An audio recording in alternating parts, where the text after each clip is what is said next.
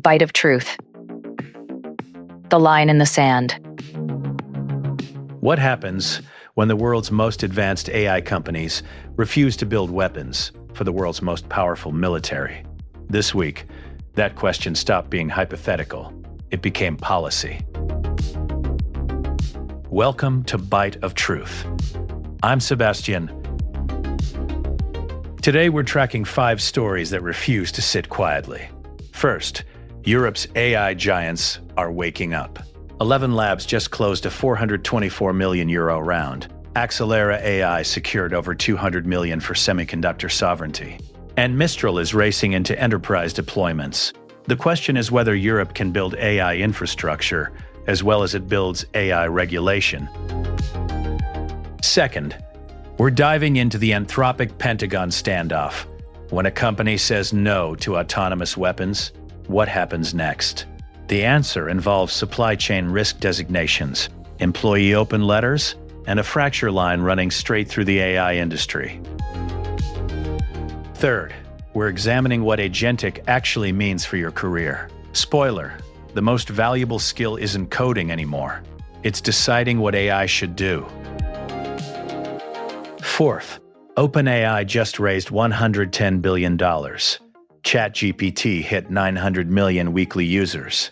The numbers are staggering, but are they sustainable? And fifth, we're asking whether Europe's AI Act will become a gold standard or a competitive anchor. Let's get into it. European AI giants rising. Let's start with money. Real money. ElevenLabs, the British-Polish voice AI company, just closed a Series D round worth €424 million.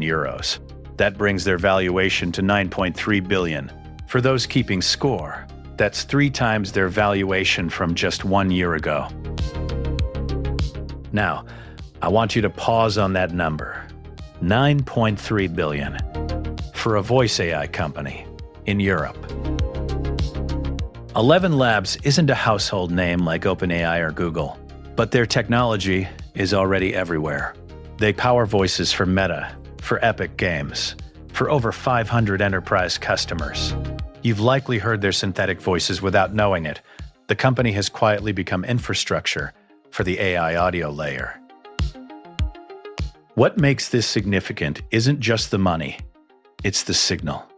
European AI companies can now command valuations that compete with American labs. The narrative that Europe can't build, only regulate, is getting harder to sustain. But ElevenLabs isn't the only story. Axelera AI, based in the Netherlands, just secured over €200 million in funding. This is the largest investment ever for an EU AI semiconductor company. They're building edge computing chips specifically designed for AI workloads. Why does this matter? Because most AI chips come from NVIDIA, an American company manufactured primarily in Taiwan. Europe has been dependent on that supply chain. Axelera represents something different: sovereign compute, the ability to run AI models on European hardware under European jurisdiction. Think of it like energy independence, but for intelligence infrastructure. And then there's Mistral AI.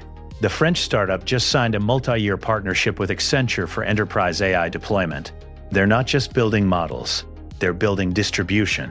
Mistral is positioning itself as the European alternative to American AI labs for enterprises that want options beyond OpenAI, Google, or Anthropic. Here's what connects these 3 stories. ElevenLabs, Axelera, Mistral. All European, all funded at scale, all building infrastructure layers, not just consumer applications. Voice synthesis, semiconductor design, foundation models. Europe isn't just building AI products, it's building AI sovereignty. The question now is whether that sovereignty can survive the regulatory environment that's coming.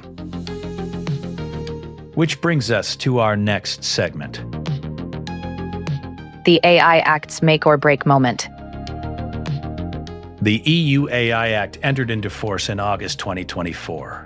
By August 2026, high-risk AI systems face full compliance. That's not guidance. That's a deadline. And it's coming fast.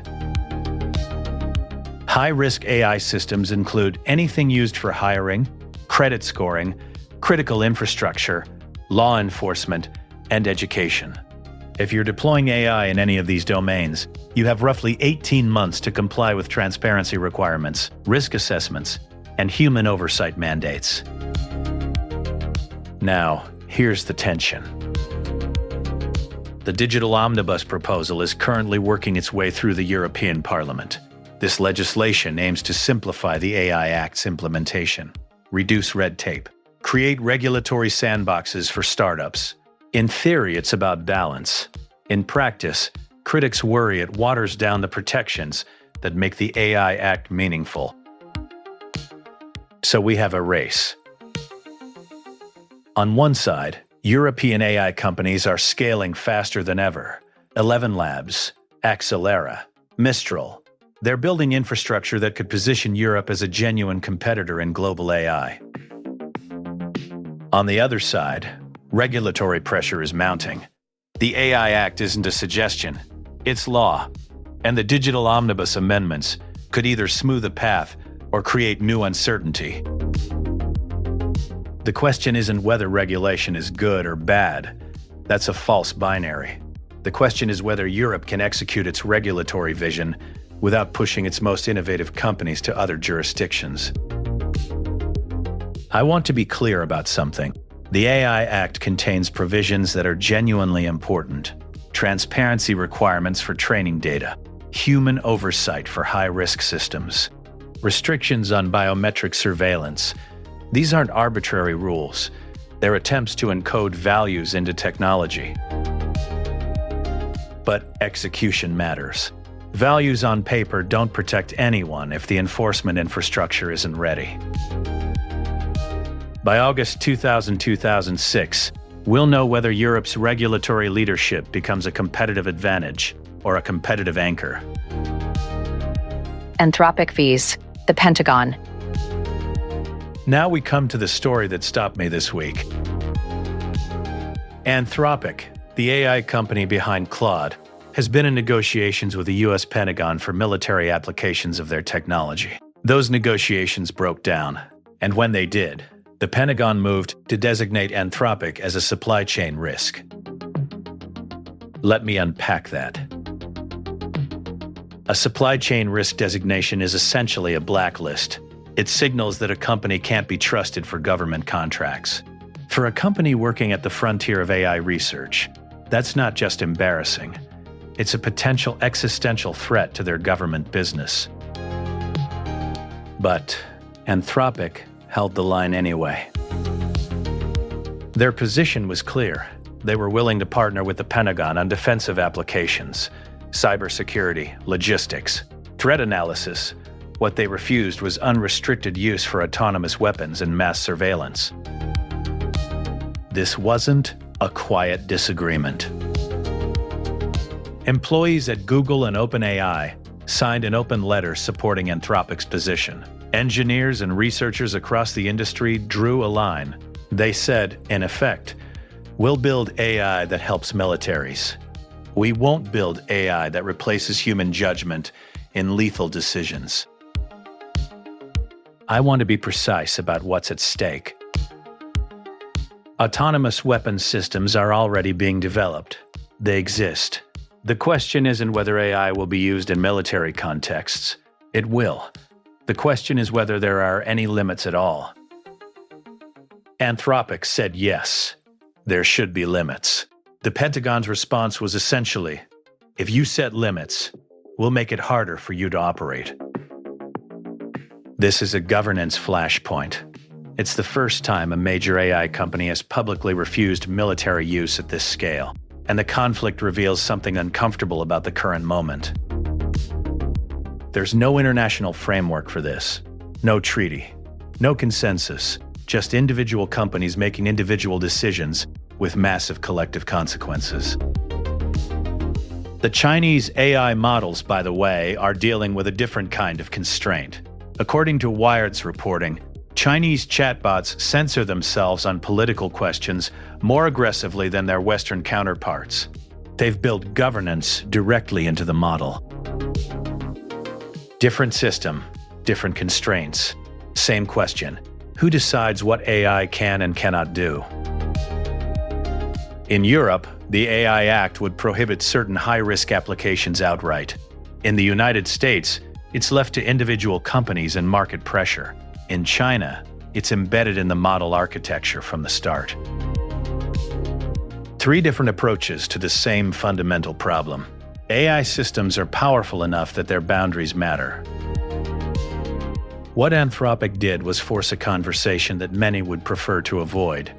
Where exactly is the line, and who gets to draw it? The Agentic era and workforce transformation. Let me ask you a question. What's the most valuable skill in the AI era? 6 months ago, the answer would have been prompt engineering, learning how to talk to AI systems effectively.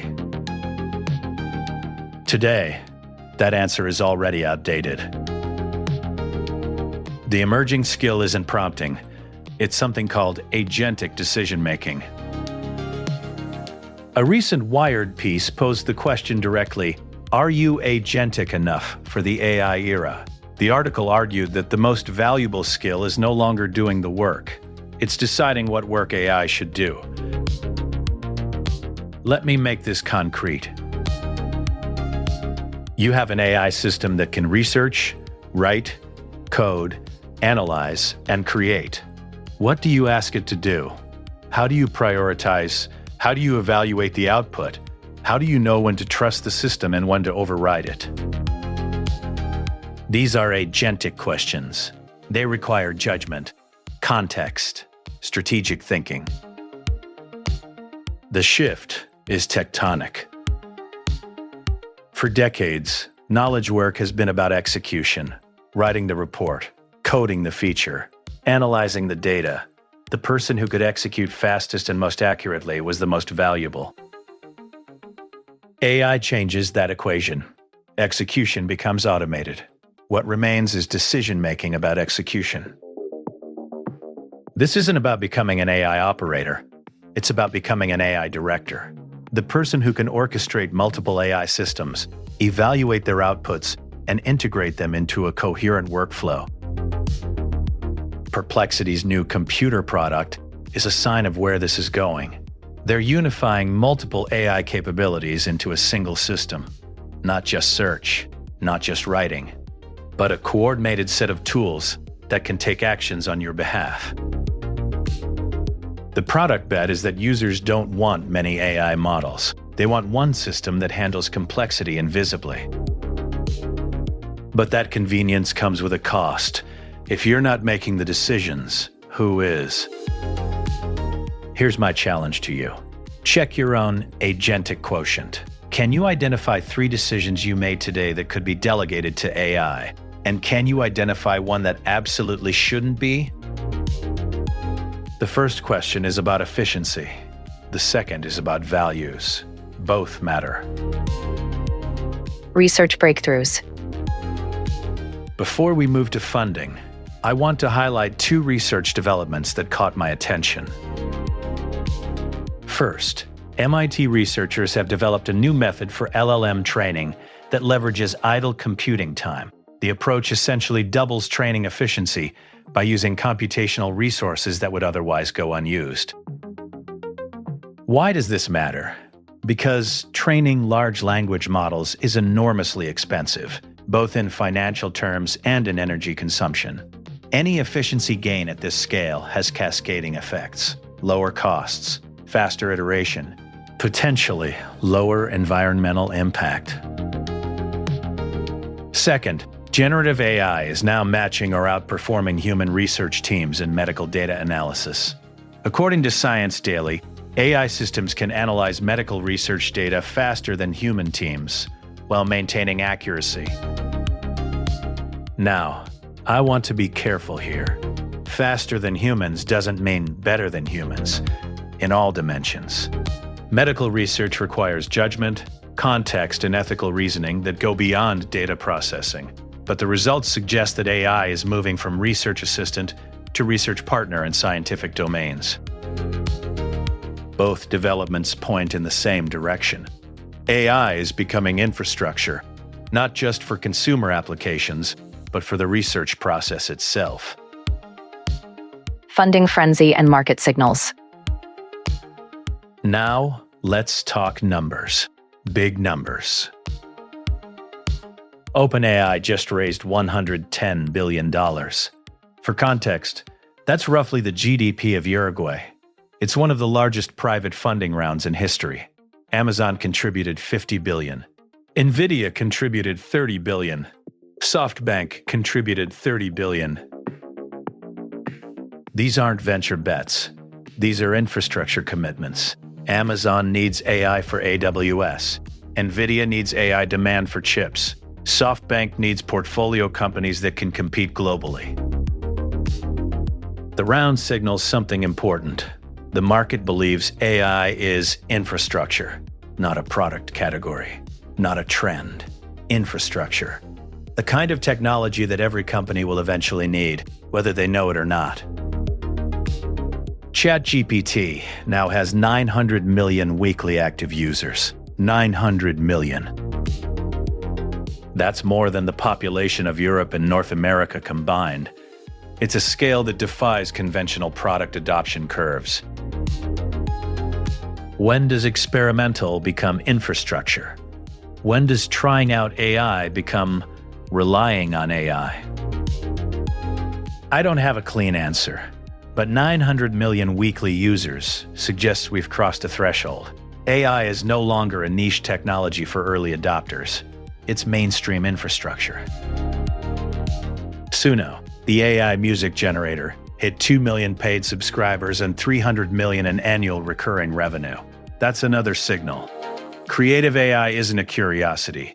It's a product category with real revenue. The funding environment right now is bifurcated. Massive rounds for infrastructure companies, smaller rounds for application companies. The market is betting on foundations, not features. Tools and practical updates. A few practical notes for listeners building with AI. Google's latest AI image generator, code-named Nano Banana 2, is now available for hands-on testing. The tool focuses on AI photo editing, with enhanced control over image manipulation. If you're working in creative production, it's worth evaluating. For those interested in agent security, the Iron Curtain open source project is developing frameworks for securing AI assistant agents.